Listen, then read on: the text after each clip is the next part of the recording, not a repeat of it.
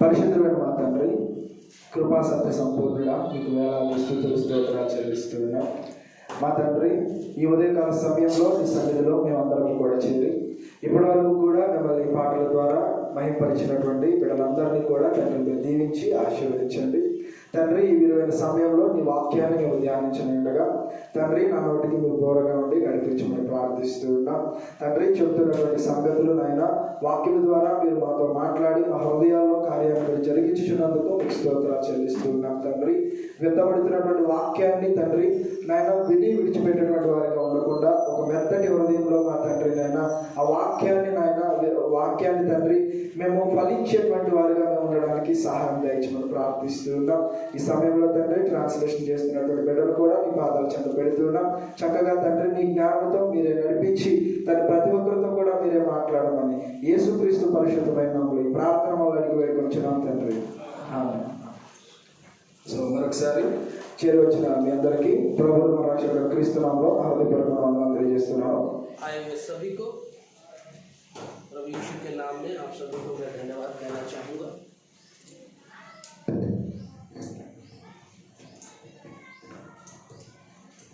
దేవుడు మన జీవితంలో ఎన్నో ఘనమైనటువంటి గొప్ప కార్యాలు చేసి ఈరోజు ఆయన కృపను బట్టి ఈ విధంగా మనం అందరం కూడుకోవడానికి దేవుడు మంచి అవకాశం ఇచ్చాడు. అందులో బట్టి దేవుడు కూడా నేను కృతజ్ఞతాస్తుతులు చెల్లిస్తున్నాను.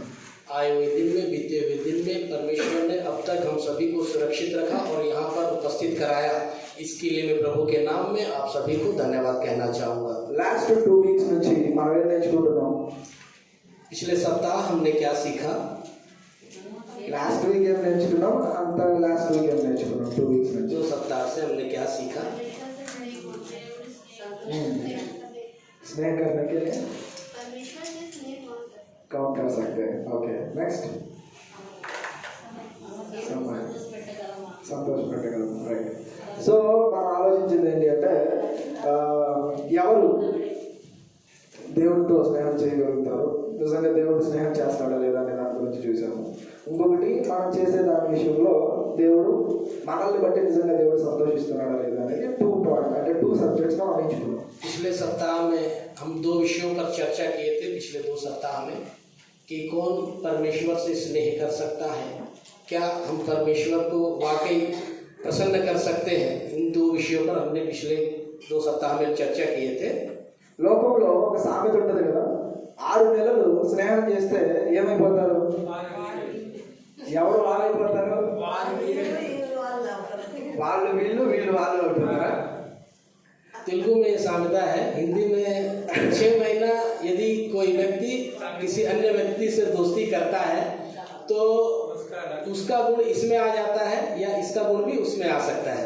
సో ఇది ఒక ప్రోవర్బ్, ఓకే, ఇది ఒక సామెత ఏంటంటే 6 months 6 నెలలు స్నేహం చేస్తే వాళ్ళు వీళ్ళైపోతారంట, వీళ్ళు వాళ్ళైపోతారంట. అయితే ఒక 6 నెలలు ఫ్రెండ్షిప్ చేస్తేనే ఒకరొకరు చేంజ్ అయిపోతున్నారు కదా, ఒకరొకరు మారిపోతున్నారు కదా. మరి ఈరోజు ఇక్కడ కూర్చున్న మనం అందరం కూడా ఎన్ని రోజుల నుంచి దేవుడితో స్నేహం చేయాలని కూర్చున్నాం? यदि हम देखा जाए 6 महीने में यदि कोई मित्र से या किसी अन्य व्यक्ति से दोस्ती करता है तो एक दूसरे से बदल जाते हैं, एक दूसरे के गुण आ जाते हैं. लेकिन हम यहाँ पर कई दिनों से विद्यमान हैं तो हमें क्या होना चाहिए? 6 నెలల్లోనే మారిపోతుంటే మనం ఎన్ని సంవత్సరాలు అయింది వచ్చి? तो हम कितने वर्षों से यहाँ पर आ रहे हैं? ఓన్లీ 6 months లోనే వాళ్ళు వీళ్ళైపోతున్నప్పుడు ఎన్ని సంవత్సరాల నుంచి మనం దేవుని దగ్గరికి వస్తున్నాం, ఎన్ని సంవత్సరాల నుంచి వాక్యాన్ని నేర్చుకుంటున్నాం, ఎన్ని సంవత్సరాలుగా ఆయనతో పాటు కలిసి మనం జీవిస్తున్నాం, కానీ ఆయన గుణాలు కొన్నైనా మనలో వచ్చాయా? 6 महीने में लोगों में परिवर्तन होता है, इधर का उधर लोगों में स्वभाव जाता है. लेकिन हम कितने वर्षों से कलीसियाओं में आ रहे हैं, कितने वर्षों से हम परमेश्वर से मेल रख रहे हैं, तो क्या कुछ भी हमारे जीवन में परमेश्वर के प्रति परमेश्वर के गुण क्या आ चुके हैं क्या? నిజంగా 6 నెలలు కాదు, కానీ ఈ 60 సంవత్సరాల జీవితంలో, మన 60 సంవత్సరాల ఈ జీవితంలో కనీసం దేవుని గుణగణాలను కానీ ఆయన క్యారెక్టర్స్ కానీ కొంచెం అంటే కొంచెం కూడా మనం సాధించలేకపోతున్నాం అంటే మనం సిగ్గుపడాలి. 6 महीने छोड़ दीजिए, कई वर्षों से 60 वर्ष से या कई वर्षों से हम हम परमेश्वर से कलीसिया में आकर घरों में कहीं पे भी संगति करते हैं, तो क्या हमें परमेश्वर में कुछ भी गुण आज के समय में विद्यमान है क्या? कुछ गुण हम पा रहे हैं क्या? నిజంగా గమనించగలిగితే దేవునిలో ఉన్నటువంటి ఆ గొప్ప లక్షణాలు, ఆ గుణాలు, ఆ క్యారెక్టర్స్ మనలో డెవలప్ అవ్వట్లేదు అంటే రీజన్ ఏమై ఉంటుంది? यदि सोचा जाए परमेश्वर के अच्छे गुण, महान गुण, वो महान चरित्र जो हम में नहीं आ पा रही है, तो उसका कारण क्या होना चाहिए? రీజన్ ఏంటి? ఆయన వెనక తిరగట్లేదు. వెనక తిరగట్లేదు. మరి 6 నెలలు తిరగాలి. 6 నెలలు తిరిగితే సరిపోతారు. తిరగాలి, చూడాలి. దానికి రీజన్ ఏంటి అంటే దేవునిలో ఉన్నటువంటి ఆ లక్షణాలు, గుణాలు మనలోనికి రావట్లేదు అంటే రీజన్ ఏంటి అంటే సరైన సహవాసం అనేది ఎవరితో లేదు, మనకి దేవునితో లేదు. परमेश्वर के गुण, परमेश्वर के कार्य हमारे जीवन से नहीं झलकती है। इसका प्रमुख कारण यह है कि परमेश्वर से हमारी संगति, सहभागिता ना होना।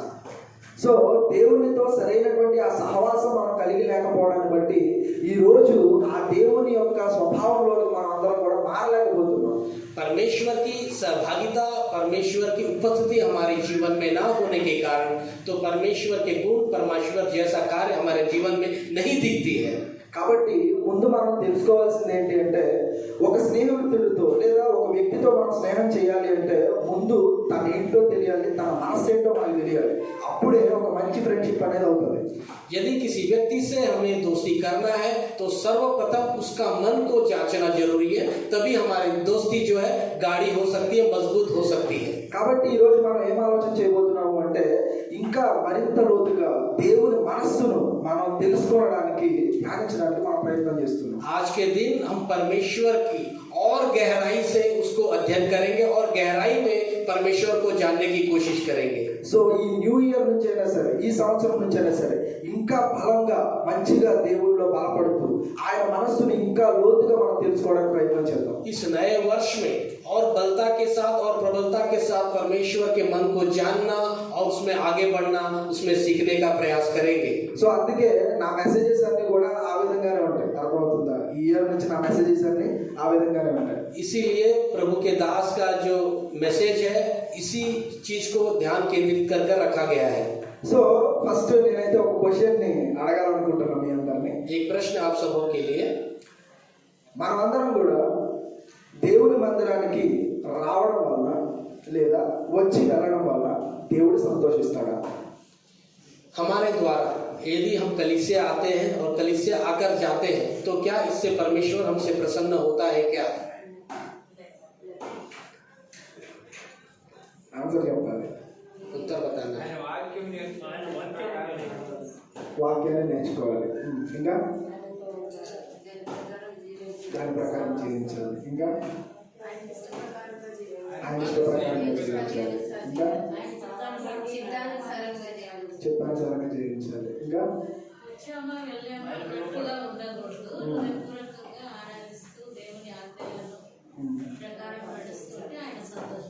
హృదయపూర్వకంగా దేవుడిని ఆరాధించాలి. ఓకే. సో నిజంగా మన విషయంలో నేను బయట వాళ్ళ గురించి మాట్లాడట్లా, ఓన్లీ క్రైస్తవుల గురించి, అందులోనూ దేవుని మందిరానికి వచ్చే వాళ్ళ గురించే మాట్లాడుతున్నాను. ఈరోజు టాపిక్ అంతా మన గురించి. ఓకే. आज का जो टॉपिक है बाहर वालों के विषय में नहीं, लेकिन जो कलीसिया आते हैं, हम जैसे मसीह लोग हैं, उन्हीं के विषय में आज चर्चा की जाएगी। నిజంగా మీరు ఆలోచించండి. మనలో చాలా మంది రెగ్యులారిటీ ఫాలో అయ్యే వాళ్ళు ఉంటారు, కొంతమంది రెగ్యులారిటీ బ్రేక్ చేసి అప్పుడప్పుడు కనిపించే వాళ్ళు ఉంటారు. మోస్ట్లీ ఓకే, రావడం అయితే వస్తున్నారు, అయిపోయిన తర్వాత వెళ్ళడం అయితే వెళ్తున్నారు. ఇప్పుడు దేవుడి సన్నిధికి వచ్చి ఒక 2 గంటలు 3 గంటలు ఇక్కడ సమయాన్ని గడిపి వెళ్ళిపోవడం వలన మనకి లాభమా, దేవునికి సంతోషమా, దాని వలన ప్రయోజనం ఏమైనా ఉందా? हम लोग नियमित रूप से कई लोग कलीसिया आते हैं, कई लोग थोड़ा सा ब्रेक होता है, अपने समय अनुसार कलीसिया आते हैं। यदि हम कलीसिया आकर 2-3 घंटे जो परमेश्वर को देते हैं, उसके बाद अपने घरों को जाते हैं, तो क्या इससे परमेश्वर को कुछ महत्व होता है क्या? నిజంగా ఈ విషయాన్ని మనం ఆలోచన చేయగలిగితే దేవుడు ఆల్రెడీ ఇశ్రాయేలీల విషయంలో ఒక మాటను తెలియజేశాడు. అది మనకు కూడా అప్లై అవుతుంది. అందుకే ఆ మాటను ఒకసారి మనం జ్ఞాపకం చేసుకుందాం ఈ సమయంలో. परमेश्वर ने इजरायलियों के विषय में एक बात कही, वो बात हमारे जीवन में भी अप्लाई होता है, उस पर हम चर्चा करेंगे आज। యెషయా గ్రంథం यशायाह की पत्री 1వ అధ్యాయం, యెషయా గ్రంథం यशायाह చాప్టర్ 1 चैप्टर 1 వర్సెస్ 12. 12 12वीं आयत अध्याय 1 का। నా సన్నిధిని కనబడవలనని ఉమ్, మీరు వచ్చుచున్నారే, ఉమ్, నా ఆవరణములను ప్రొక్కుటకు మిమ్మును రమ్మని వాడేవాడు. ఉమ్.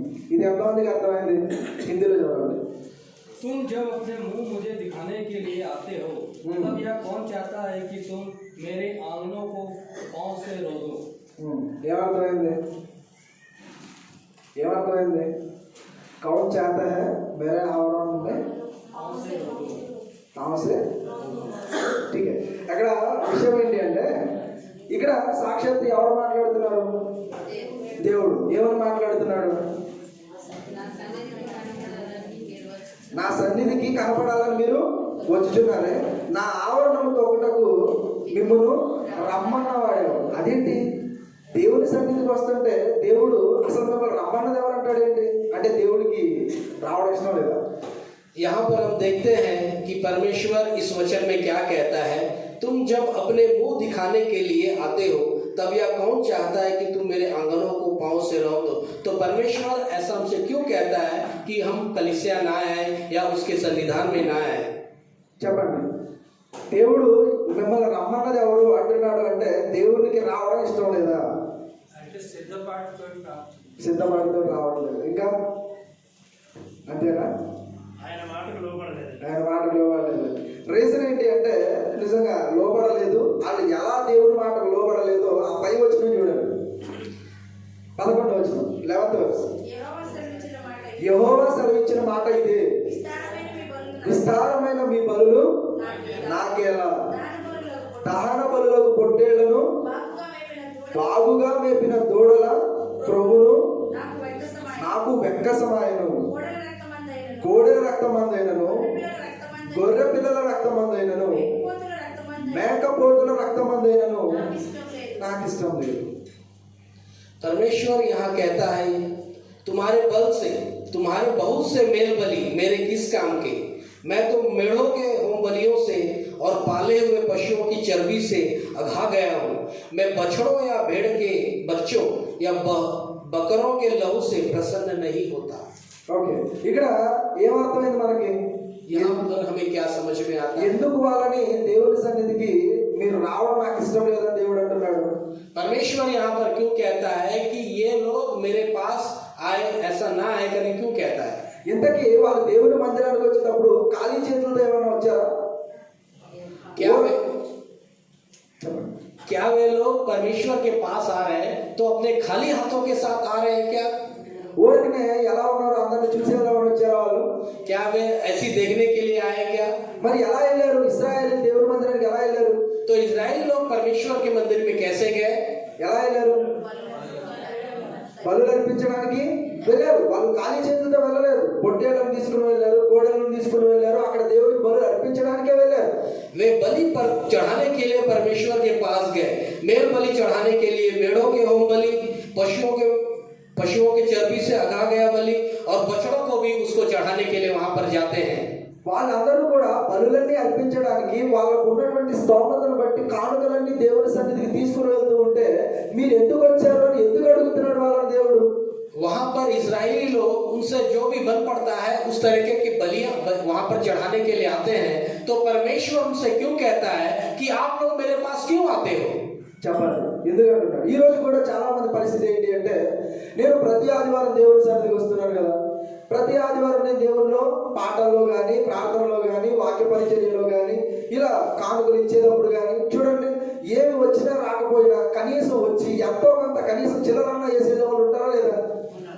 यहाँ पर कलीसियाओं में कलीसिया आने वाले, गाना गाने वाले, चंदा देने वाले और गीतों में अपनी उपस्थिति दर्ज कराने वाले कई सारे लोग होते हैं कि नहीं?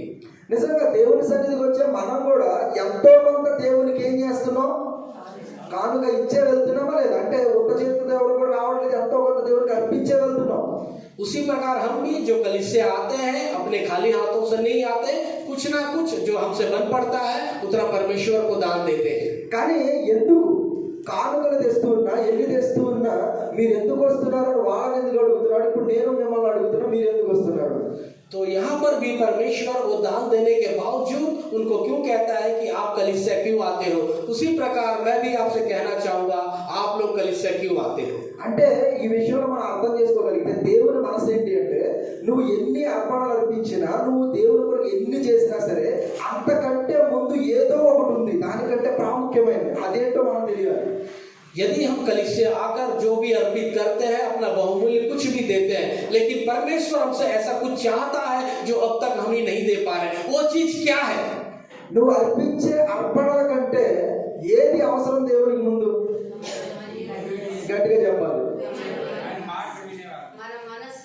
అర్పించే నీ కానుకలు కావాలా? అర్పించే నీ కానుకలు కావాలా లేకపోతే ఇంకేం కావాలి దేవుడికి? అర్పించేవాడి మనస్సు, హృదయం. అవునా? విరిగి నలిగిన మనసు అంటున్నారు. అవునది.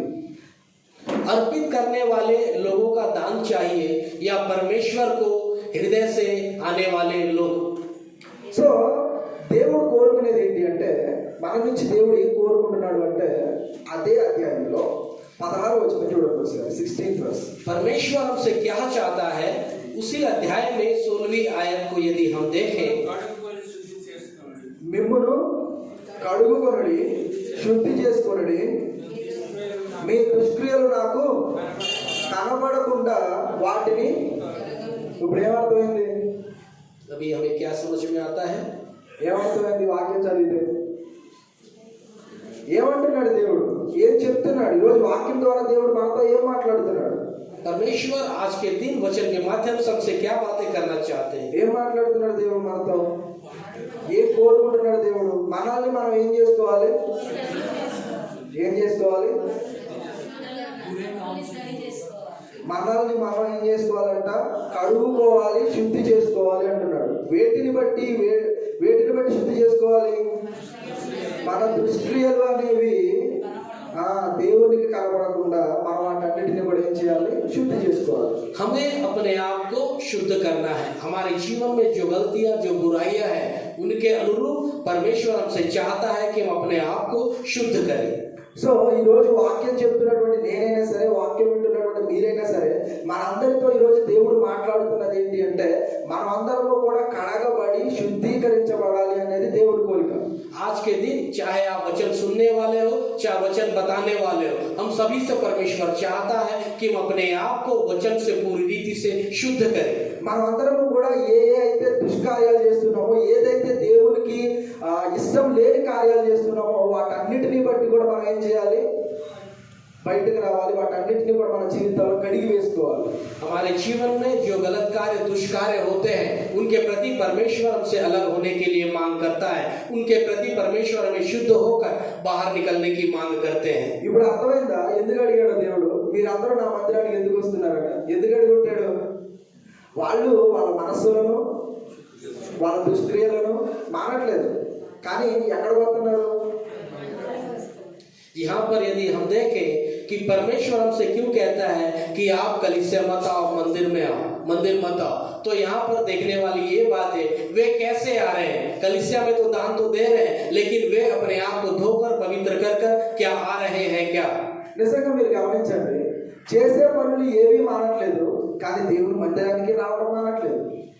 उनके जीवन में जो भी बुराई हो रही है उसको तो नहीं छोड़ रहे, लेकिन कलीसिया आना भी नहीं छोड़ रहे.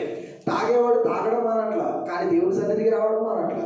दारू पीने वाला दारू पीना नहीं छोड़ रहा है, लेकिन परमेश्वर के सन्निधान में आना भी नहीं छोड़ रहा है. సిగరెట్ తాగేవాళ్ళు తాగుతానే ఉన్నారు, ఇక్కడికి వచ్చే వాళ్ళు వస్తానే ఉన్నారు. सिगरेट पीने वाला सिगरेट पी रहा है, लेकिन परमेश्वर के सन्निधान में जरूर आ रहा है. దుష్టులతో సహవాసం చేసే వాళ్ళు ఉన్నారు, కానీ దేవుని మందిరానికి వచ్చే వాళ్ళు ఉన్నారు. बुरे लोगों से सहभागिता करने वाले भी हैं, लेकिन उन्हीं चीजों के माध्यम से परमेश्वर के पास आने वाले भी हैं. నిన్ను వల్ల నీ పొరుగు వారిని దేవుడు ప్రేమించమంటే పక్కన వాళ్ళు కనీసం కనికరాన్ని కూడా చూపించరు, కానీ దేవుని మందిరానికి వచ్చి మాత్రం కూర్చుంటారు. आप अपने पड़ोसी से प्रेम रखो बोलते हैं, लेकिन अपने पड़ोसी से द्वेष रखकर कलीसिया आने वाले भी हैं. మనలో ఇన్ని చెడ్డ గుణాలన్నీ మనం పెట్టుకుని మనం మాత్రం పెద్ద భక్తి పరులు విశ్వాసంలాగా వచ్చి చక్కగా కూర్చుంటాం 2 గంటల సేపు. हमें ये सब गुण होने के बावजूद भी हम प्रति सप्ताह परमेश्वर के पास आकर एक पवित्रताई को दिखाने के लिए लोग लोगों के मध्य आते हैं। నిజంగా మనలో ఇన్ని లోపాలు ఇన్ని డిఫాల్ట్స్ మనలో పెట్టుకుని దేవుడి మందిరానికి వస్తే మనల్ని బట్టి దేవుడు సంతోషిస్తాడా చెప్పండి? यदि हमारे जीवन में इस तरह की खामियों को रखकर यदि हम परमेश्वर के मंदिर में आएंगे तो क्या बात है, पिता हमसे खुश होगा? అసలు ఇవన్నీ కూడా ఇన్ని బలహీనతల చేత ఇన్ని దుష్కార్యాలు చేస్తూ దేవునికి ఇవి ఇష్టం లేదు అని తెలిసినా కూడా వాటి వెనకాలే పరిగెడుతూ వాటినే మనం చేస్తూ మళ్ళా దేవుని సన్నిధికి వచ్చేసి నేను అన్ని ఇచ్చేస్తున్నా కదా నన్ను బట్టి దేవుడు సంతోషిస్తాడంటే అంతకన్నా అజ్ఞానం ఏమైనా ఉంటుందా చెప్పండి? हमारे जीवन में इतनी सारी बलहीनता, इतनी सारी खामियां, इतनी सारे गलत कार्य होने के बावजूद भी हम कलीसिया आकर, मंदिर में आकर मैं परमेश्वर को कुछ दान देता हूँ ऐसा कहते हैं, तो क्या परमेश्वर को उससे कुछ लाभ है क्या? నిజంగా మీరు గమనించండి, దేవుని సన్నిధికి వచ్చే వాళ్ళు ఖచ్చితంగా ఎలా రావాలి అంటే परमेश्वर के जो सन्निधान में आते हैं उनको किस प्रकार आना चाहिए? దేవుని సన్నిధికి వచ్చే మన ప్రవర్తన కూడా ఎట్లా ఉండాలి? परमेश्वर के पास आने वाले उनके कार्य कैसे होने चाहिए? మంచిగా ఉండాలా వద్దా? अच्छे होने चाहिए कि नहीं? నిజంగా మనం హోటల్ కానీ రెస్టారెంట్ కానీ వెళ్తాం కదా, यदि हम होटल या रेस्टोरेंट को जाते हैं तो దేనికి వెళ్తాం? ఇప్పుడు ఒక గంట సేపు నేను రెస్టారెంట్ లో కూర్చుని వచ్చిన తర్వాత కూడా నేను ఆకలి అంటున్నాను అనుకో, ఏమంటారు మీరు? यदि मैं 1 घंटा रेस्टोरेंट में बैठकर आऊं तो भी उसके बाद मुझे भूख लगी, यदि मैं बोलूंगा तो आप लोग कैसे कहेंगे? పోనీ మీరే అనుకోండి, ఒక గంట సేపు 2 గంటల సేపు రెస్టారెంట్ లో కూర్చుని వచ్చారు, ఇప్పుడు బయటకు వచ్చిన తర్వాత కూడా అమ్మ ఆకలి అన్నారు అనుకో, यदि आप ही लोग 1 घंटा रेस्टोरेंट में बैठकर आते हैं, समय बिता के आते हैं, उसके बाद बाहर आकर अम्मा मुझे भूख लग रही है ऐसा कोई कहे तो कैसा लगेगा? ఇప్పుడు ఏమంటారు ఆ మాట అంటే ఎవరన్నా? उस बात के लिए आप क्या कहना चाहेंगे? అరే గంట సేపు నువ్వు హోటల్లో కూర్చుని చేసింది ఏంటి, అసలు వెళ్ళింది దేనికి అంటారా? यदि आप 1 घंटा होटल रेस्टोरेंट में बैठकर आए हैं तो आपने क्या किया? आपने वहां पर क्या काम करके आए? ఇప్పుడు మెడికల్ షాప్కి వెళ్తాం, టాబ్లెట్స్ తీసుకురాకుండా వచ్చేస్తే పరిస్థితి ఏంటి? यदि हम मेडिकल शॉप जाकर टैबलेट लेकर ना आए तो वैसी परिस्थिति क्या होगी? డాక్టర్ దగ్గరికి వెళ్తాం, మన అనారోగ్యాన్ని చూపించుకోకుండా వచ్చేస్తే పరిస్థితి ఏంటి? यदि हम डॉक्टर के पास जाकर हमारी बीमारी ना दिखाकर आए तो उसका परिस्थिति का लाभ क्या है हमें? మనం స్కూల్ కి కాలేజ్ కి వెళ్తాం, ఏమి చదువుకోకుండా వచ్చేసాం అనుకో, పరిస్థితి ఏంటి? यदि हम स्कूल कॉलेज में जाकर पढ़ाई ना करके आए तो उससे हमें क्या लाभ? మనం జాబ్ కి వెళ్తాం, ఏ పని చేయకుండా వచ్చేసాం అనుకో, పరిస్థితి ఏంటి? यदि हम जॉब में जाकर कुछ काम करके ना आए तो हमारी परिस्थिति कैसी होगी? అంటే ఇప్పుడు ఇందులో నీకు ఏం అర్థం అవుతుంది? నువ్వు సమయం ఇవ్వడం ఇంపార్టెంట్ కాదు, ఏ ఉద్దేశంతో నువ్వు వెళ్తున్నావో ఆ పని నువ్వు చేసావా లేదా అన్నది ఇంపార్టెంట్. అవుతుందా? यहाँ पर समय उतना महत्वपूर्ण नहीं है, लेकिन जो कार्य के लिए आप गए हैं उसको पूर्ण करके लौट रहे हैं कि नहीं वो महत्वपूर्ण है। నువ్వు హోటల్కి వెళ్ళావు అంటే ఖచ్చితంగా ఏం చేసి రావాలి? కడుపు నిండా తినేసే రావాలి. यदि आप होटल जाते हैं आप भरपेट भोजन करके आना चाहिए। నువ్వు స్కూల్కి కానీ కాలేజ్కి కానీ వెళ్ళావంటే కనీసం పాస్ మార్కులు తెచ్చుకుని రావాలి. यदि आप स्कूल या कॉलेज में जाते हैं तो वहां पर पढ़ के आना जरूरी है। అరే ఏ పనికి వెళ్ళినా అది మనం చేసే వస్తాం, చేయకుండా రావు. यदि हम कोई काम के लिए जाते हैं तो उसे पूर्ण करके ही लौटते हैं। ఒకవేళ అలా కనుక ఎవరైనా వచ్చేస్తే వాళ్ళకి మతిమరిపోయినా ఉండాలి, లేకపోతే పిచ్చోళ్ళైనా ఉండాలి. यदि ऐसा कोई इंसान वो कार्य करके नहीं आ पा रहे हैं या उनमें भूल चूक हो सकती है या वो पागल हो सकता है। ఇప్పుడు చెప్పండి, ఇవన్నీ ఎగ్జాంపుల్స్ చూశారు కదా, ఇప్పుడు మనం దేవుని సన్నిధికి వచ్చి ఏం చేస్తాం చెప్పండి, ఏం నేర్చుకుని వెళ్తామని చెప్పండి. यदि पूरे उदाहरण देखकर यदि आप बताइए कि हम परमेश्वर के पास आके क्या सीख रहे हैं। హోటల్కి వెళ్తే తినేసి వస్తున్నాం అని తెలుసు, స్కూల్కి వెళ్తే చదువుకుని వస్తున్నాం అని తెలుసు, మరి దేవుని మందిరానికి 1-2 గంటలు సమయాన్ని ఇస్తున్నావు, మరి నువ్వు ఏం నేర్చుకుని వెళ్తున్నావు? हम स्कूल कॉलेज में जाकर पढ़ाई करके आ रहे हैं और रेस्टोरेंट में जाकर खाना खा के आ रहे हैं, लेकिन यदि हम परमेश्वर के सन्निधान में 1-2 घंटा जो बैठते हैं तो हम क्या सीख के आए हैं? నిజంగా మీరు గమనించండి, మనం ఎందుకు ప్రతి వారం మనం వస్తున్నాం కానీ ఇంత సమయాన్ని దేవునికి ఇస్తున్నాం, కానీ మనం అసలు ఏం నేర్చుకుంటున్నాం, మన జీవితాలు అసలు ఏం చూస్తున్నాం, ఆ పరివర్తన ఏంటి అసలు? हम प्रति सप्ताह परमेश्वर के सन्निधान में आते हैं तो हम यहाँ पर आके क्या देखते हैं, हम यहाँ पर आके क्या सीखते हैं? నిజంగా మీరు చూడండి, ఈరోజు దేవుని మందిరానికి వెళ్ళే వాళ్ళ కూడా పరిస్థితి ఎట్లా ఉందంటే, यदि यहाँ पर हम आकर देखें आज के दिन जो परमेश्वर के सन्निधान में जाते हैं उनकी परिस्थिति कैसी है? చాలా మంది ఎక్కువ బీడు ఉన్నటువంటి సంఘాలు ఉంటాయి కదా, వాళ్ళు వెళ్ళేటువంటి సంఘాల్లో కూడా చాలా రీజన్స్ ఏమైనా పడతాయంటే, అంటే మేము వెళ్ళే చర్చ్ చాలా గొప్పది అని చెప్పేవాళ్ళు కొంతమంది ఉంటారు. कई सारी भीड़ भाड़ कलीसियाओं में लोगों के द्वारा यह कहावत आती है कि हमारी कलीसिया बहुत बड़ा है, बहुत अच्छा है। మరి కొంతమంది ఏమంటారంటే ఆ వాక్యం చెప్పే సువార్తికులు ఎవరైతే ఉన్నారో ఆయన ఇంటర్నేషనల్ స్పీకర్ అందుకోసం వెళ్తున్నాం అనే వాళ్ళు ఉంటారు కొంతమంది. कई लोग ऐसे भी कहते हैं जो प्रचारक है वो इंटरनेशनल प्रचारक है, इसीलिए वे सुनने के लिए कई सारे लोग वहां पर जाते हैं। మరి కొంతమంది ఏంటంటే ఆ చర్చ్ అంతా కూడా ఎలా డెకరేట్ చేయబడింది ఎలా ఉంది అని చూడడానికి వెళ్ళే వాళ్ళు కొంతమంది. कुछ लोग का ऐसा भी कहना है कि वे कलीसिया कैसे डेकोरेट किया गया, कैसे सजाया गया, उसको देखने जाने वाले कई सारे लोग हैं। మరి కొంతమంది అయితే కేవలం అక్కడ వర్షిప్ పేరుతో బాగా డాన్స్ చేస్తారు దానికోసమే వెళ్తున్నాము అని చెప్పిన వాళ్ళు కూడా ఉన్నారు. నేను స్వయంగా విన్నాను. कई सारे लोग ऐसे हैं वहां पर जो वर्शिप होती है उस वर्शिप में नाचने वाले, हम उस नाचने के लिए जाने वाले हैं, ऐसे कहने वाले भी हैं। ఇప్పుడు ఇన్ని రీజన్స్ పెట్టుకుని దేవుని సన్నిధికి వెళ్తున్నారు. చర్చ్ బిల్డింగ్ చూడడానికో, లేకపోతే ఆ స్పీకర్ ఇంటర్నేషనల్ అనో, లేకపోతే ఆ డాన్స్ చేయడానికనో, లేకపోతే ఇంకా ఏదో వాటి కోసం వెళ్తున్నారు తప్ప నిజంగా వెళ్ళాల్సిన ఉద్దేశంతో వెళ్తున్నారా? यहाँ पर कई सारे लोग कलीसिया देखने के लिए, कलीसिया के डेकोरेशन को देखने के लिए, प्रभु के दास जो इंटरनेशनल स्पीकर है उनको देखने के लिए, और कई सारी कलीसियाओं में कई सारे कार्य हैं जो वर्शिप है उसमें भाग लेने वाले, उसमें नाचने वाले, उसको देखने के लिए। तो क्या वे सभी परमेश्वर के उस सोच के लिए जा रहे हैं क्या? ఎప్పుడూ కూడా ఒక విషయం గుర్తుపెట్టుకోండి, ఏదైనా మనం పని చేస్తున్నాము అంటే దాని పర్పస్ అనేది తెలియాలి, దాని ఉద్దేశం తెలియాలి. ఉద్దేశం తెలియకుండా పని చేస్తున్నాము అంటే అంతకన్నా పిచ్చోళ్ళు ఎవరు ఉండరు. यदि हम कोई भी कार्य करें उसका कार्य का उद्देश्य होना चाहिए। यदि किसी को उद्देश्य नहीं मालूम तो पागलपन के समान है। నిజంగా మన లైఫ్ లో ఏ పని చేసినా సరే దానికోసం ఎన్నో క్యాలిక్యులేషన్స్ చేస్తాం, ఎంతో ఆలోచిస్తాం. కానీ దేవుని మందిరానికి వచ్చేటప్పుడు మాత్రం ఏమీ ఆలోచించట్లేదు, ఏం నేర్చుకోవాలని ఆలోచించట్లేదు, అసలు మనం ఎందుకు వస్తున్నామని కూడా ఆలోచించట్లేదు.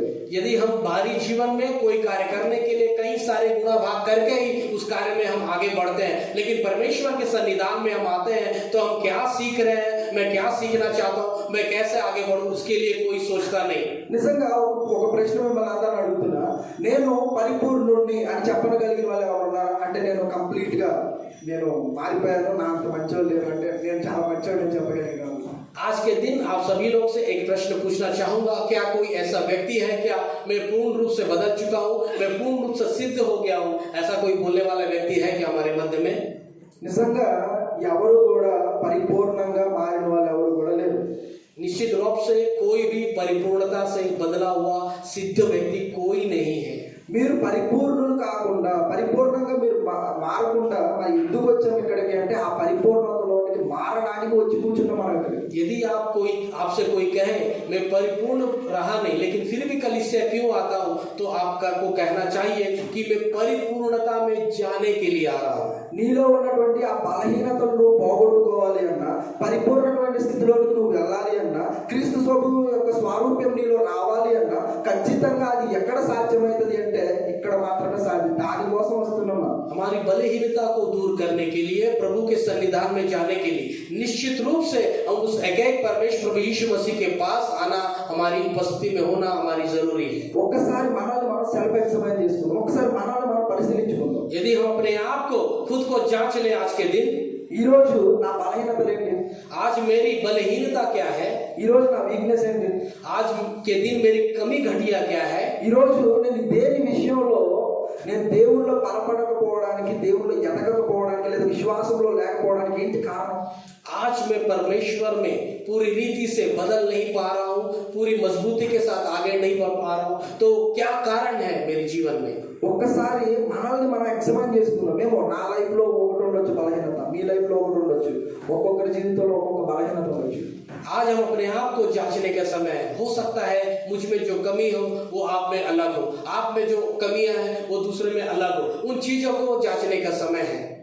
మన జీవితంలో ఎన్నో బలహీనతలు ఉన్నా మనం దేవుని సన్నిధికి ఎందుకు వస్తున్నాము అంటే వాటన్నిటినీ కూడా, ఆ బలహీనతలన్నిటినీ కూడా విడిచిపెట్టి, ఆ దుష్కార్యాలన్నిటినీ కూడా మనం కడిగి వేసుకుని చక్కగా దేవునిలో పరిపూర్ణ అవడానికి మనం వస్తున్నాం. हमारे जीवन में इतनी कमी घटिया होने के बावजूद हम परमेश्वर के पास आते हैं, क्योंकि हमारे जीवन में जो कमी घटिया है उसे दूर करने के लिए, उन कमी घटियों को परमेश्वर के सामने दूर भगाने के लिए। నిజంగా మన జీవితం ఏ పాటిదంటే అసలు हमारा जीवन किस प्रकार का है, మన జీవితకాలం ఎంత అసలు, हमारा जीवन कितने दिनों का है, ఎలాంటిది మన జీవితం అసలు, हमारे जीवन कैसा है। ఇవాళ బాగున్న వాళ్ళు రేపటికి బాగుంటారా? आज के दिन जो स्वस्थ है वो कल के दिन स्वस्थ हो सकते हैं क्या? ఇప్పటికిప్పుడు మాట్లాడినోడు కాసేపట్లో పోయిన వాళ్ళు లేరా? अभी के अभी जो बात कर रहे हैं तो थोड़ी देर बाद उनकी स्थिति क्या हो सकती है? ఎంత అల్పమైన జీవితాలు మనకి.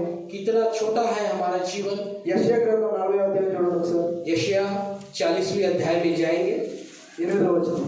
उसकी 8वीं आयत. Chapter 40 versus 8. గడ్డి ఎండిపోవును, దాని పువ్వు వాడిపోవును, మన దేవుని వాక్యము నిత్యము నిలుచును.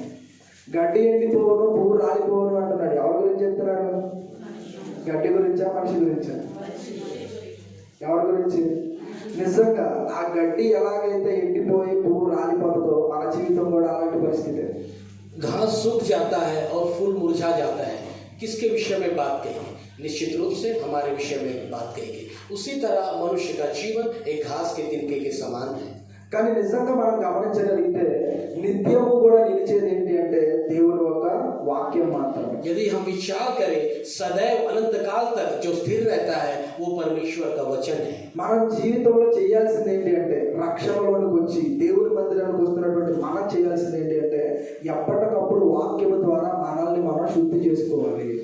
हम जो कलीसिया आते हैं, जो उद्धार पाए हुए हैं, हमें क्या करना चाहिए? हम नित्य प्रतिदिन परमेश्वर के वचन से अपने आप को धोना.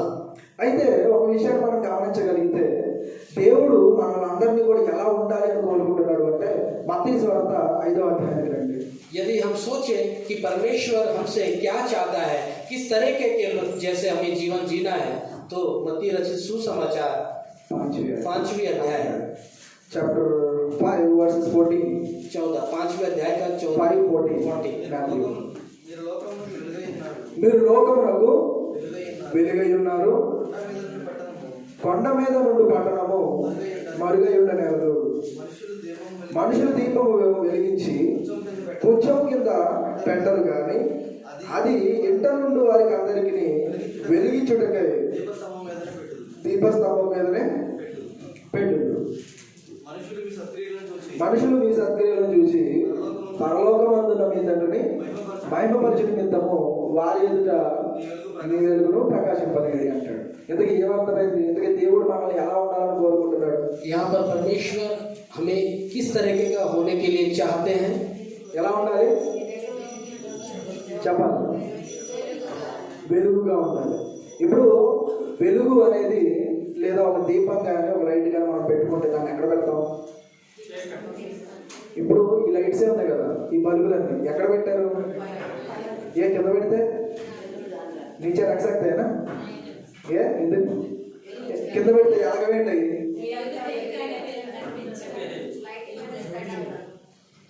यदि हम दिया दीपक को या लाइटिंग को उसके ऊंची स्थान पर रखते हैं तो क्या हम नीचे या अन्य स्थान पर नहीं रखते? ఎందుకు పెట్టాం? ఎప్పుడు కూడా దీపాన్ని ఎక్కడ పెట్టాలని చూస్తాం? దీపస్తంభం మీద ఎత్తులోనే పెడతాం. ఎందుకని? ఆ వెలుగు అనేది అంతా రావడానికి. అవునా? उसी प्रकार दिया को दीपक को हम पैमाने पे नहीं रखते, लेकिन उसको दीवट पर रखते ताकि उससे हर कोई प्रकाशित हो. నిజంగా మీరు గమనించండి, ఒక కొండ మీద పట్టణం ఉందనుకోండి, ఒక కొండ మీద పట్టణం ఉంటే ఆ పట్టణం అందరికీ కనిపించిందా, కొంతమందికి కనిపిస్తుందా? ఎందుకు కనిపిస్తుంది అంటే అర్థమవుతుందా? ఒక హైట్ లో ఉన్నటువంటి హైట్ పొజిషన్ లో ఉన్నదాన్ని ఎవరు కూడా పనిమాల చూపించవసరం. అదిగో చూడు చూడు అక్కడ, ఎందుకని అందరికీ కనబడుతుంది. जिस प्रकार यदि कोई पहाड़, यदि कोई नगर बसा है, यदि किसी का घर बसा है, क्या वो छिप सकती है क्या? या उसको किसी व्यक्ति के द्वारा दिखाने की आवश्यकता है? वो देखिए वो घर वो अलग से दिख जाती है. సో ఇక్కడ మనం గమనించగలిగితే దేవుడు ఏమంటున్నాడు అంటే మనం అందరం కూడా ఎలా ఉన్నామంట? ఎలా ఉన్నాం? వెలుగుగా ఉన్నాం. इसी प्रकार परमेश्वर हमसे कहता है हम सभी को उजियाले के समान होना है. ఇప్పుడు నేను అంటున్నా మీరు లోకానికి వెలుగు అని యేసుక్రీస్తు ప్రభు ఎవరితో చెప్తున్నాడు? परमेश्वर हमें कहता है कि तुम जगत की ज्योति हो, तो किससे कहता है? ఎవరితో చెప్తున్నాడు? అన్యులతో చెప్తున్నాడా? క్రైస్తవులతో చెప్తున్నాడా? ఎవరితో చెప్తున్నాడు? ఎవరు నిజంగా లోకానికి వెలుగవగలరు? ఎవరు వెలుగు? యేసుక్రీస్తు ప్రభు తన గురించి తానే చెప్తున్నాడు. I am the light of the world. నేను లోకానికి వెలుగు అని యేసుక్రీస్తు ప్రభు చెప్పాడు. यीशु मसीह स्वयं कहता है कि मैं जगत की ज्योति हूँ। అలా నేను లోకానికి వెలుగు అని చెప్పినటువంటి యేసుక్రీస్తు ప్రభు ఆయనే అంటున్నాడు మీరు కూడా లోకానికి వెలుగు అని. ఇంతకీ ఎవరిని ఉద్దేశించి అంటున్నాడు ఆయన? यहाँ पर हम देखते हैं जिस प्रकार यीशु मसीह में जगत की ज्योति हूँ करके कहते हैं, उसी प्रकार हमें भी जगत की ज्योति है करके कहता है। ऐसा क्यों कहते हैं, किसको उद्देश्य करके कह रहे हैं?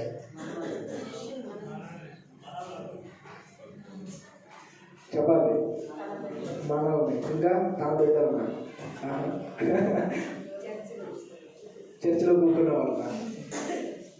సరే, ఇంతకీ ఎవరిని ఆయన వెలుగు అన్నారంటే ఎవరైతే ఆయన మాటను విని అంగీకరించి విశ్వాసం ఉంచి బాప్తిజం ద్వారా రక్షించబడ్డారో, క్రైస్తవులుగా మారారో, దేవుని సన్నిధిలో కూర్చున్నారో వాళ్ళు ఏం చేయబడ్డట్టు అంటే చీకటిలో నుంచి వెలుగులోకి వచ్చినట్టు చెప్పాలి అంటే యేసుక్రీస్తు ప్రభు ద్వారా వాళ్ళ జీవితాన్ని వాళ్ళు వెలిగించుకున్నట్టు. परमेश्वर यहाँ पर ज्योति किसको कहता है? जो अपने आप को परमेश्वर के सन्निधान में आकर अपने आप को मन फिराकर बपतिस्मा लेकर जो उद्धार का जीवन प्राप्त करते हैं और जो अंधकार से अपने आप को अलग करके प्रकाशमान की ओर जाते हैं, परमेश्वर उनको दृष्टि करके ये बातें कहते हैं। సో ఇక్కడ మనం గమనించగలిగితే లోకానికి వెలుగు అంటే ఎట్లా ఉండాలి? మనం ఎలా ఉండాలి? వెలుగుగా ఉండాలా, చీకటిగా ఉండాలా? ఇప్పుడు ఎవరైనా నడవాలి అంటే ఎక్కడ నడవాలనుకుంటారు? చీకటిలో నడవాలనుకుంటారా, వెలుగులో నడవాలనుకుంటారా? यहाँ पर कहते हैं जगत की ज्योति में हो, तो उसी प्रकार यदि किसी को ज्योति में चलना है तो उसको अंधकार में चलना है कि अलग से चलना है? నిజంగా గమనించండి, లోకానికి మీరు వెలుగు అంటే దాని అర్థం ఏంటి అంటే అక్కడ కింద వచనంలో కూడా అంటారు మనుషులని సత్క్రియలను చూడాలి. అలా మిమ్మల్ని సత్క్రియలను చూసి ఎవరు మహిమపరచాలి? దేవుని మహిమపరచాలి. నిజంగా అలా ఉన్నాయా మన క్రియలు అనేవి? यहाँ पर यीशु मसीह हमसे ज्योति की अपेक्षा करते हैं। यदि हमारा जीवन किसी को दिखता है या हमारे क्रिया, हमारे जो कार्य लोगों को दिखते हैं, तो उस प्रकार हमारे जीवन से लोगों में उद्धार का अनुभव होना है, एक ज्योति उनमें प्रकाशित होना है। నిజంగా మన జీవితాలు ఎలా ఉండాలి అంటే ఒక వెలుగులాగా ఉండాలి. మన ప్రవర్తన మంచిదిగా ఉండాలి. ఎందుకంటే మనల్ని చూసి మిగతా వాళ్ళు కూడా ఎవరిని స్తుతించాలి? దేవుని స్తుతించాలి. కానీ మన జీవితాలు ఎలా ఉంటాయి? మనంత కోపిష్టోళ్ళు ఉండరు. మనలాగా ఇంకా నిజంగా చెప్పాలి అంటే క్రైస్తవులను చెప్పుకుంటూ కూడా మనం లేనంత భక్తి, మనం చూపించినంత విశ్వాసం నిజంగా బయట వాళ్ళు చూపిస్తారు. అంత ప్రేమ, అంత జాలి. प्रभु के भक्तों का जीवन ऐसा होना चाहिए, उनके द्वारा लोगों में ज्योति होना है, उनके जीवन के द्वारा लोगों को प्रकाश मिलना है। लेकिन आज के समय में हम मसीह तो कहलाते हैं, तो क्या हमारा जीवन क्या उसी प्रकार का है? నిజంగా ఒకసారి గుర్తుపెట్టుకోండి, ఒకసారి మనల్ని మనం పరిశీలించుకుందాం. నిజంగా మన ప్రవర్తన అనేది ఎలా ఉంది ఈరోజు? కీర్తన గ్రంథంలో మొదటి కీర్తన ఏముంటది? దుష్టుల. నిజంగా మన ఆలోచనలు ఎలా ఉన్నాయి? దుష్టులకి సంబంధంగా ఉన్నాయా? ఎలా ఉన్నాయి? తర్వాత నెక్స్ట్ పాయింట్ ఏంటి? పాపుల మార్గంగా నిలవడం. ఈరోజు మనం నడిచే మార్గం ఎట్లా ఉంది? ఎవరితో మన సహవాసం ఉంది? ఎవరితో మనం సాంగత్యం చేస్తున్నాం? ఎవరి మార్గంలో మనం నడుస్తున్నాం? తర్వాత అపహాసకులతో కూర్చుంటాం. ఇంతకీ మనం ఎవరితో కూర్చుంటున్నాం? ఈరోజు ఒక్కసారి మనల్ని మనం పరిశీలించుకోవడానికి ప్రయత్నం చేద్దాం. ఎందుకంటే మనల్ని బట్టి దేవునికి మహిమ రావడానికి పోయి అవమానం తీసుకొచ్చే పరిస్థితిలో ఉంది ఈరోజు. आज के दिन में हम अपने आप को परीक्षा करने का समय, अपने आप को जांचने का समय। यहाँ पर कहा गया है धन्य वो पुरुष है जो दुष्टों की युक्ति पर नहीं चलता और ना पापियों की मंडली में मार्ग में खड़ा होता है और ना ठट्टा करने वाले की मंडली में रहता है। तो हमारे जीवन के द्वारा लोगों को ऐसा आशीष पहुंचना है, ऐसा ज्ञान पहुंचना है, ऐसा प्रकाश पहुंचना है कि हमारे द्वारा कोई परमेश्वर की महिमा रहित नहीं होना है, परमेश्वर से महिमा पहुंचना है। ఇవాళ నీ సంతోషం ఎక్కడుంది? आज आपकी खुशी कहाँ पर है? ఎక్కడుంది సంతోషం? లోకంలో ఉందా? దేవుడిలో ఉందా? दुनिया में है कि मसीह में है, परमेश्वर में है? ఎవరిలో ఉంది నీ సంతోషం? నిజంగా దేవుణ్ణి బట్టి నేను సంతోషిస్తున్నాను అంటే అది చాలా గొప్ప విషయమే. यदि कोई कहे कि मैं परमेश्वर में प्रसन्न हूँ, परमेश्वर के प्रति खुश हूँ, तो काफी अच्छी बात है।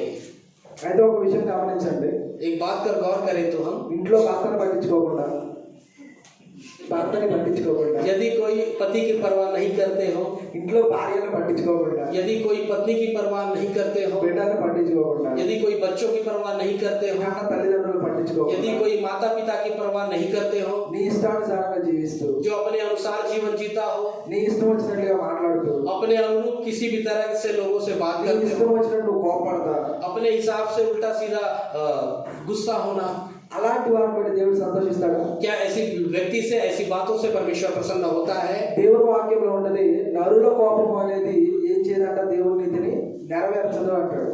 परमेश्वर का वचन कहता है क्या मनुष्य की जो गुस्सा है क्या वो परमेश्वर को प्रसन्न करती है? ఈ రోజు చెప్పండి, నా కోపం లేదన్న వాళ్ళు ఎంతమంది? ऐसा कोई कह सकता है कि आज के दिन की मुझे गुस्सा नहीं है? ఎవరు ఉన్నారా? కోయి క్యా ఎవరు ఉన్నారా?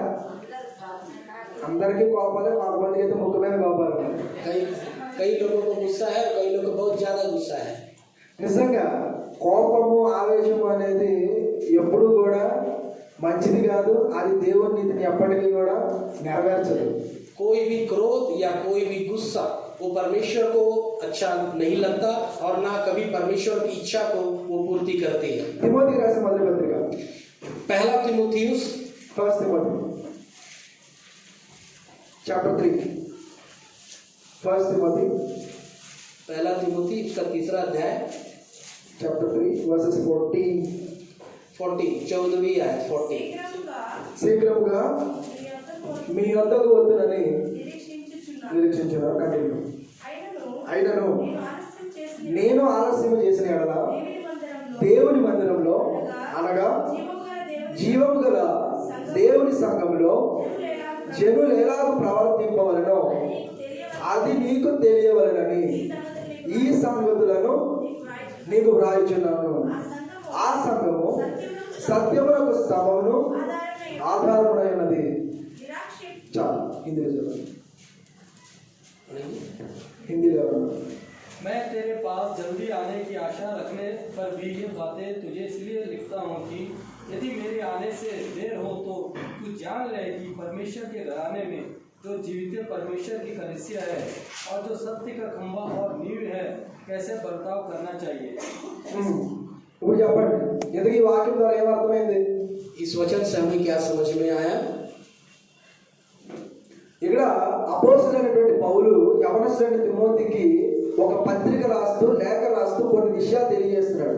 यहाँ पर प्रेरित पौलुस तिमोथियुस को कुछ बातें कहकर सिखाना चाहते हैं. ఇంతకీ ఆయన చెప్తున్నటువంటి విషయం ఏంటి అంటే, वे क्या कह रहे हैं यहाँ पर? దేవుని మందిరంలో परमेश्वर के मंदिर में, అనగా జీవము కలిగినటువంటి దేవుని సంఘంలో जीवित परमेश्वर की कलीसिया में జనులు ఎలాగ ప్రవర్తించాలో వాటిని గురించి పౌలు ఎవరు చెప్తున్నాడు? తిమోతికి చెప్తున్నాడు. लोगों का बर्ताव कैसा होना चाहिए उसके बारे में पौलुस किसको कहता है? तिमोथियुस. ఇప్పుడు తిమోతి ఏం చేయాలి? इस समय तिमोथियुस को क्या करना चाहिए? చెప్పాలి. తిమోతి ఏం చేయాలి?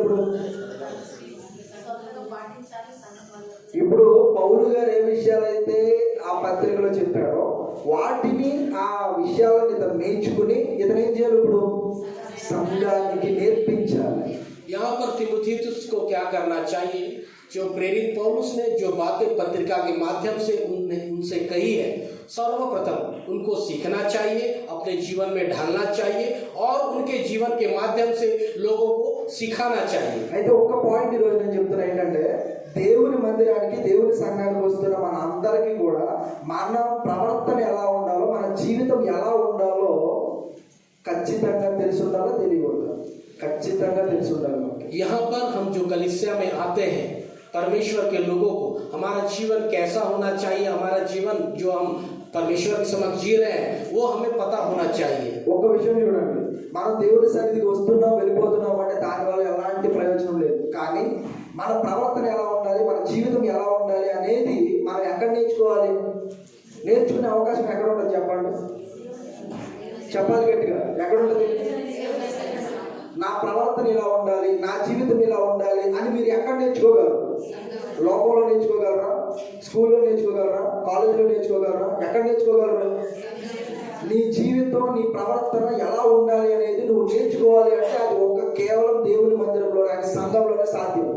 यदि हम कलीसिया आकर 2 घंटा 3 घंटा बिता कर जाते हैं, यदि हम, दूसरी महत्वपूर्ण बात यह है, यदि हम कलीसिया आकर हम अपने आप को परमेश्वर की समझ सीखना है और हमारा जो बर्ताव है उसको भी बदलाव में लाना है। కానీ పరిస్థితి ఏంటంటే ఇక్కడ మనం చేయాల్సింది ఏంటి అంటే మనం ఎలా ఉండాలో, మన జీవితం ఎలా ఉండాలో, మన ప్రవర్తన ఎలా ఉండాలో ఇక్కడ మనం నేర్చుకుని అక్కడికి వెళ్ళి మనం ఏం చేయాలి, జీవించాలి. అర్థమవుతుందా? దేవుని సన్నిధిలో మనం ఎలా ఉండాలో నేర్చుకోవాలి, బయటకు వెళ్ళి మనం అలా జీవించాలి. అలా జీవించినప్పుడు ఖచ్చితంగా మనల్ని బట్టి దేవునికి महिमा కలిగితే కలగదా? ఖచ్చితంగా కలిగింది.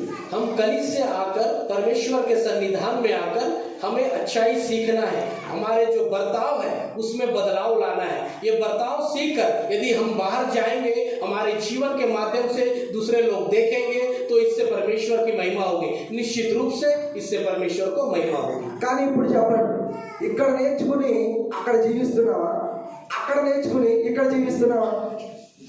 अब आप बताइए, यहाँ पर सीख कर, यहाँ पर जीवन बिताकर हम वहाँ अपना जीवन दे रहे हैं या वैसा काम कर रहे हैं, या वहाँ पर सीख कर यहाँ पर अपना जीवन दे रहे हैं? ఇప్పుడు చెప్పండి, ఏం చేస్తున్నావు?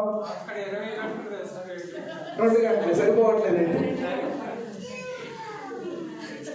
చెప్పాలి. నేర్చుకుంటాం కదా. చెప్పాలి. ఇక్కడ నేర్చుకుని అక్కడ జీవిస్తున్నారా, లేకపోతే అక్కడ నేర్చుకుని వచ్చి ఇక్కడ అది చేస్తున్నారు? నిజంగా ఎంత దారుణమైన పరిస్థితి అంటే, ఇదివరకు ఏమనేవాళ్ళు అంటే లోకంలో సంఘం ఉంది అనేవాళ్ళు, కానీ ఇప్పుడు ఏమైపోయింది, సంఘంలోనే లోకం అంతా వచ్చేసింది. अब यहाँ पर सीख कर, परमेश्वर से सीख कर वहाँ जी रहे हैं, या फिर वहाँ से सीख कर या कलीसिया में आकर हम जी रहे हैं, तो यहाँ पर गौर करने वाली बात है। నిజంగా గమనించండి, ఇక్కడ కనుక మనం నేర్చుకోవడం మానేసి లోకంలో అంతా నేర్చుకుని ఈరోజు సంఘంలో జీవిస్తే అసలు నిజంగా దేవుడు సంతోషిస్తాడు? చెప్పండి. यहाँ जो सीखते हैं उसे छोड़कर जो संसार में जो हम सीख रहे हैं वो आके कलीसिया में जिएंगे, तो क्या परमेश्वर का इसमें कुछ भला है या हमारे जीवन में कुछ लाभ है? నిజంగా మీరు చూడండి, ఈరోజు ఎంత దారుణం అంటే సంఘాలే, ఎస్పెషల్లీ చర్చెస్ ఎలా అయిపోయినాయి అంటే ఒక మంచి ఎంటర్టైన్మెంట్కి, మంచి రిలాక్సేషన్కి, ఈరోజు అలాంటి పరిస్థితి ఏదైతే లోకంలో వద్దు అనుకుంటున్నామో అదే ఈరోజు సంఘంలో కనబడుతుంది. आज दुर्भाग्यपूर्ण बात यह है कि कलीसिया में जो दुनिया में जो हो रहा है वो हो रहा है, कलीसिया में जो होना चाहिए वो बातें कलीसिया में आज प्रकटीकरण में नहीं आ रही है। అక్కడ ఏదైతే సినిమా పాటల డ్యాన్స్లో, ఇక్కడైతే దేవుని పాటలుగా ఏ స్టెప్లు అయ్యే డ్యాన్స్. बाहरी दुनिया में जो फिल्मी गानों में जो डांस होता है, उसी तरह परमेश्वर के मंदिर में परमेश्वर के गानों में डांस हो रहा है। నిజంగా లోకంలో దేన్నైతే వద్దు వద్దు వద్దు అనుకుని వచ్చామో ఈ రోజు సంఘంలో చేసేది ఏంటి? అయ్యే. यदि हम जीवन में जो बाहरी दुनिया को छोड़कर जो आ रहे हैं ये कार्य नहीं होना चाहिए, लेकिन आज के दौर में कलीसिया में उसी के अनुरूप कार्य हो रहे हैं। నిజంగా ఎక్కడ నేర్చుకుంటున్నాం, ఎక్కడ జీవిస్తున్నాం, हम क्या सीख रहे हैं और कैसा चल रहे हैं? నిజంగా దేవుడు ఏమంటున్నాడు అంటే నా బిడ్డలందరూ కూడా నా మందిరంలో నేర్చుకుని వాళ్ళు బయట జీవిస్తే దాన్ని బట్టి నాకు మహిమ అని దేవుడు కోరుకుంటాడు. మనం ఏం చేస్తున్నాం? परमेश्वर चाहता है कि यदि हम कलीसिया में सीख कर बाहरी जीवन में वैसा जीवन बिताएं तो उससे परमेश्वर को महिमा होगी। तो क्या हमारे जीवन में ऐसा हो रहा है क्या? ఈరోజు ఇక్కడ వాక్యం వింటున్న మీరైనా సరే, నేనైనా సరే, మనం అందరం కూడా విశ్వాసులమేనా? విశ్వాసులమా కాదు? విశ్వాసులు. నేను అంటున్నా, ఒక విశ్వాసి, ఒక ఫెయిత్ఫుల్ పర్సన్, ఒక విశ్వాసి ఎప్పుడూ కూడా ఒక విద్యార్థిలాగా ఉండాలి.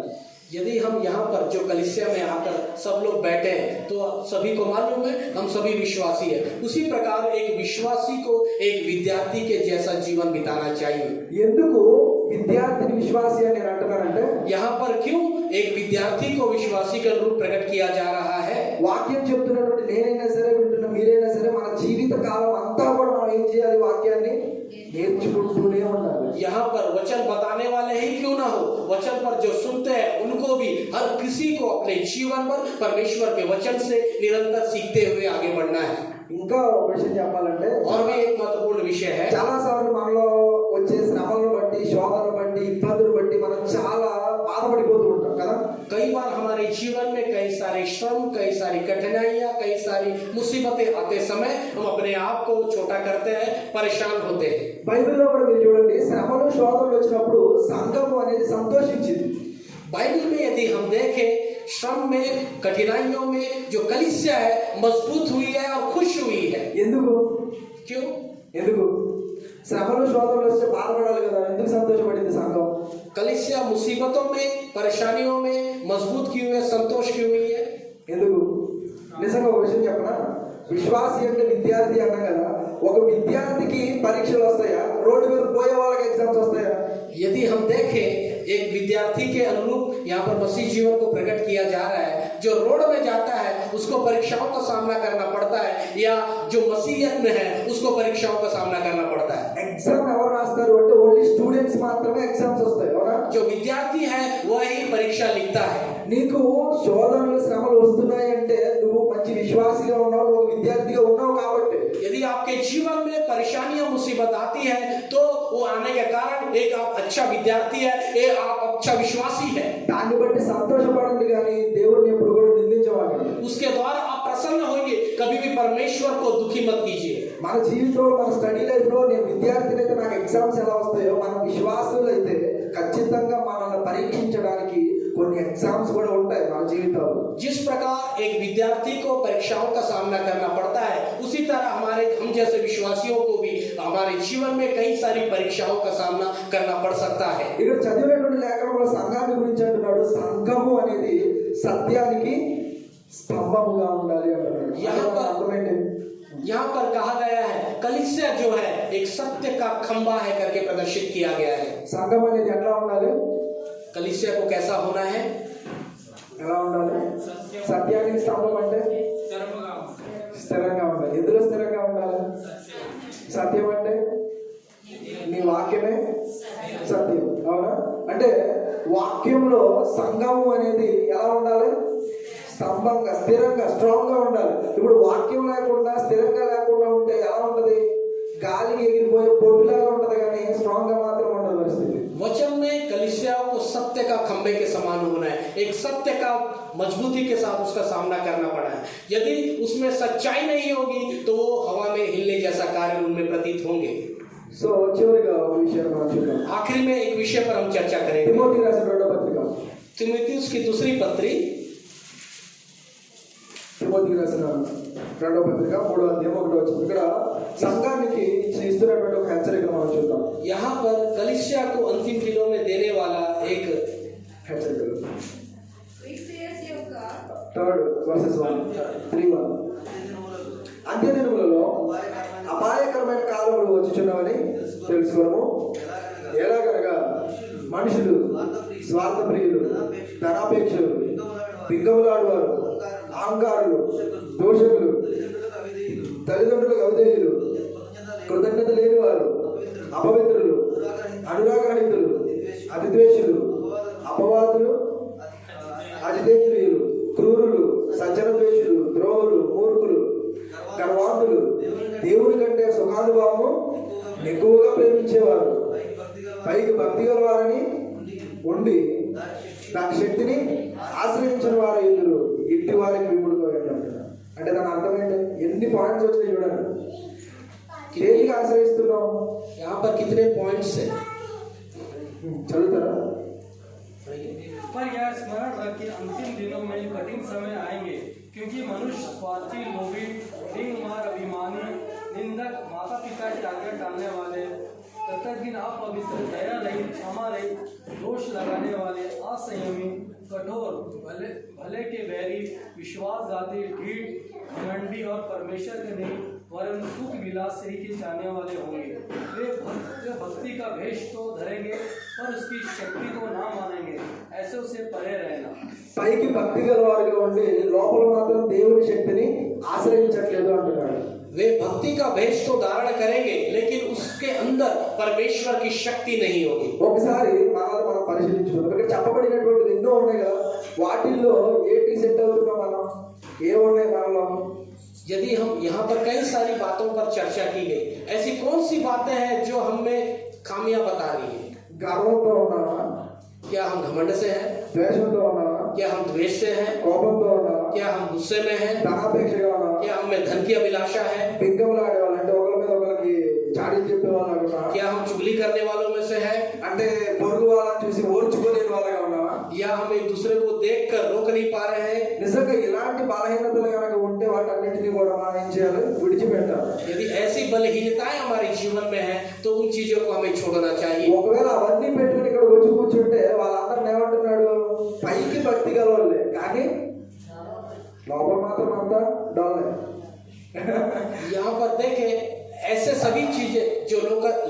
आते हैं तो उन लोगों के विषय में कहा गया है वे ऊपर से तो भक्ति का वेश धारण करते हैं लेकिन अंदर में उनमें परमेश्वर की शक्ति नहीं है। సో ఇంకొక విషయాన్ని అక్కడే రెండవ అధ్యాయం చూడండి, 2 తిమోతి చాప్టర్ 2 వర్సెస్ 20 చూడండి ఒకసారి. इसी का 2:20. दूसरे का 20 గొప్ప ఇంటిలో వెండి పాత్రలు బంగారు పాత్రలను మాత్రమే కాక కర్రవియు మట్టివియు కూడా ఉండును. వాటిలో కొన్ని ఘనతకును కొన్ని ఘనహీనతకును వినియోగించబడను. ఏమంటున్నాడు? కొన్ని ఘనమైన కార్యాలకి కొన్ని ఘనహీనమైన వాటికి వేటిని బట్టి. నిజంగా మనం ఇంట్లో ఏటి విలువ ఇస్తాం? మన ఇంట్లో గోల్డ్ ఉందా? బంగారం ఉందా లేదా? మన ఇంట్లో బంగారం లేని లేవరండి ఇక్కడ. ఇంట్లో బంగారం ఉందా? ఉంది. వెండి ఉందా? ఉందా? ఉంది. తర్వాత స్టీల్ ఉందా? ఉందా? ఉంది. తర్వాత మట్టి పాత్రలు ఏమైనా ఉన్నాయా? ఉన్నాయా? ఇవాళ కూడా చాలా తక్కువ మట్టి పాత్రలు అన్నీ కూడా.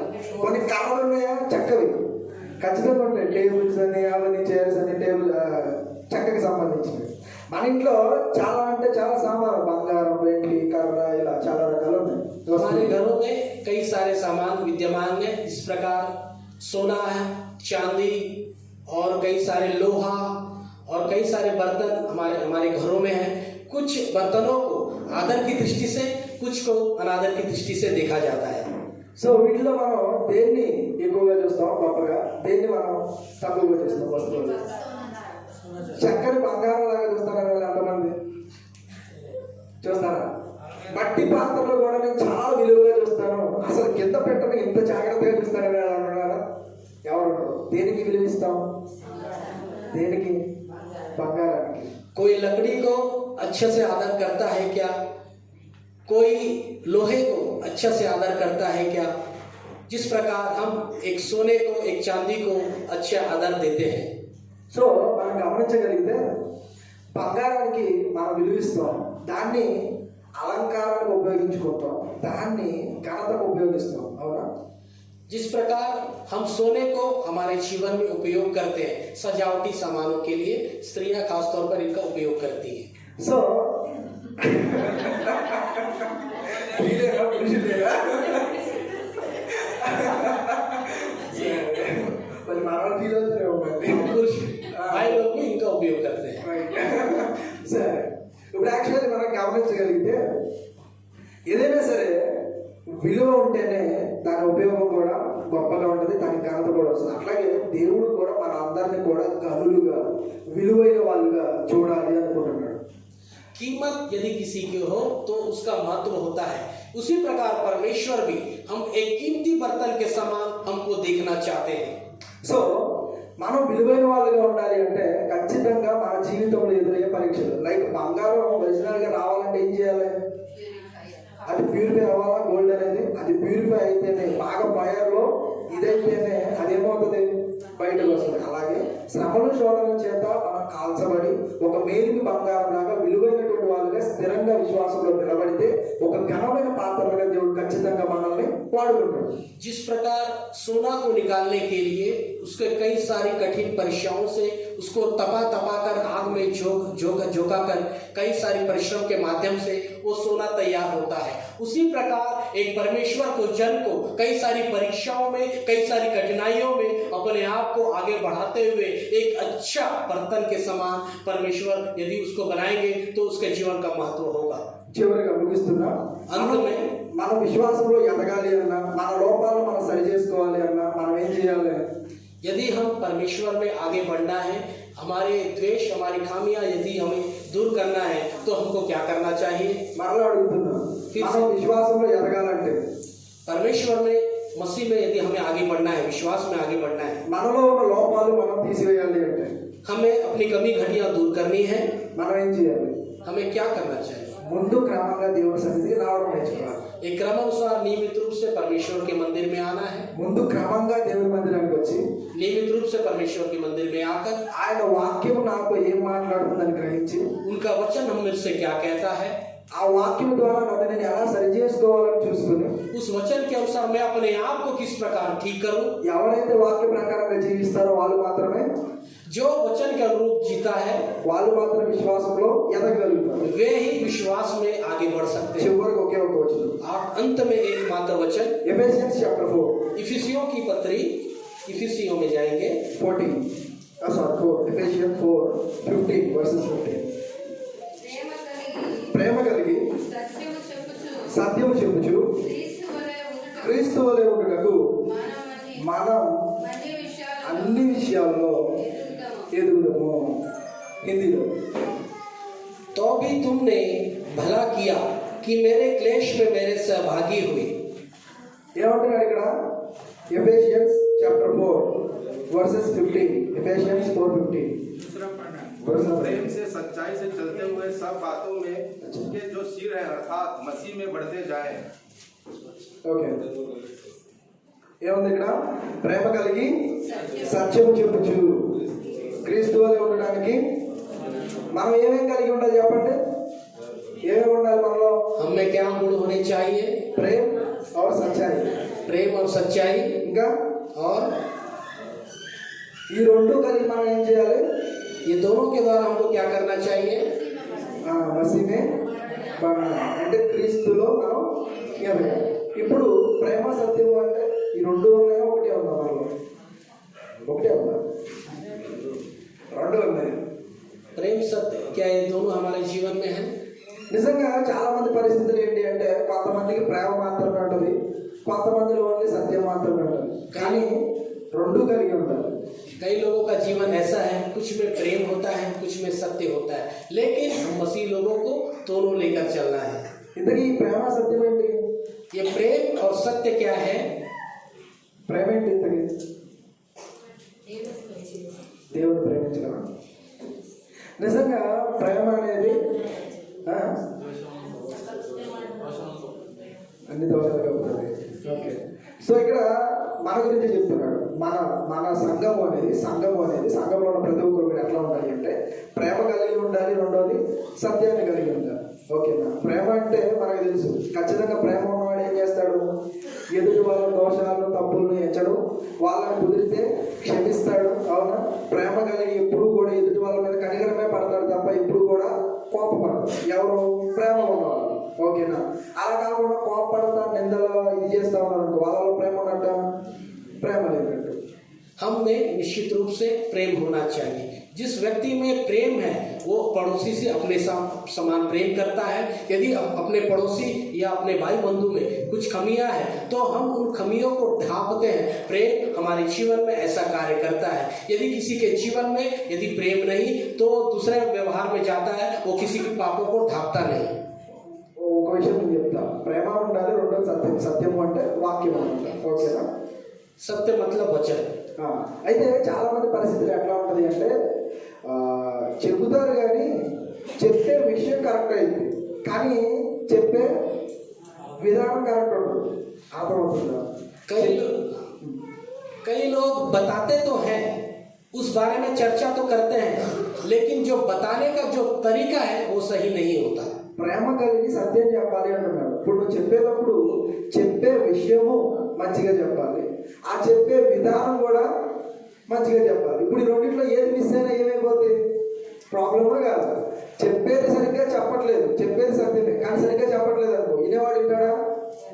వినడు. కానీ నువ్వు ప్రేమ కలిగి వాక్యాన్ని ఉన్నట్టుగా సత్యం నువ్వు చెప్పగలిగితే ఖచ్చితంగా వింటారు. అంతేగాని కోపంతో వస్తే రా పోతే పో అన్నావు అనుకో, ఎవరింటాడు? ఎవరింటాడు? प्रेम और सत्य हमारे जीवन में होना चाहिए। जिस प्रकार यदि हम प्रेमता के साथ, परमेश्वर के प्रेम के साथ वचन को बताना है और सत्य के साथ उसमें चलने के लिए प्रेरणा देना है। సో మనం ఎప్పుడు కూడా ప్రేమ కలిగి సత్యం అనేది చెప్పాలి. అంతేగాని ఆవేశంతోనో కోపంతోనో ఇలా మనం చెప్పుకుంటే చెప్పే విధానము ముఖ్యమే, చెప్పే విషయం కూడా ముఖ్యమే. हमें प्रेम रखकर सत्य के बातें बताना है, सत्य के बारे में बताना है। సో ఈరోజు చివరగా ఈ లైన్ చెప్పేసి ముగించేస్తా. ఓకేనా? ఒకటి, ఈరోజు మనం నేర్చుకున్నది ఏంటి అంటే దేవుని సంఘంలో మనం అందరం ఎందుకు వస్తున్నాం? దేవుని సంఘానికి మనం ఎందుకు వస్తున్నాం అంటే ఇప్పటివరకు మీకు ఏమర్థమైంది ఎందుకు వస్తున్నాం మనం? यदि हम देखें परमेश्वर की कलीसिया में हम क्यों आ रहे हैं? ఇప్పటివరకు ఏమన్నారో చెప్పండి. విన్నవి ఉన్నాయా? పోయినాయా? ఎందుకు వస్తున్నాం దేవుని సన్నిధికి మనం? हम परमेश्वर के सन्निधान में क्यों आ रहे हैं? अब यीशु मसीह जैसे कैसे जीना या सीख के बाहर लोगों को दिखना चाहिए अपना రైట్ रिफ्लेक्ट होना चाहिए प्रभु यीशु Right. के कार्यों के द्वारा రైట్ మనం ఇక్కడ నేర్చుకోవాలి, మన క్రియల ద్వారా ఆ ప్రేమను చూపించాలి, మన జీవితం అనేది అలా ఉండాలి, ఒక వెలుగులాగా మనం ఉండాలి. ఇంకా विश्वास में कैसे విశ్వాస కైసే పడనా है और ఇంకా వాక్యం ద్వారా మన క్రియలను మన హృదయాన్ని సరిదిద్దుకోవాలి. శుద్ధి చేసుకోవాలి అంటారు. అంటే మన క్రియలను ఇప్పుడు సరిగ్గా చెప్పలేదనుకో మళ్ళీ స్టార్ట్ చేస్తాను నేను. ఎందుకంటే పాప ఇంత నేను ఈయన గంట సేపు నుంచి ఇక్కడ చెప్తుంటే కనీసం రెస్పాన్స్ ఇవ్వదు ఎట్లా చెప్పండి? చెప్పాలి. అసలు దేవుని మందిరానికి మనం ఎందుకు వస్తున్నాం, వచ్చి మనం ఏం చేయాలి చెప్పాలి.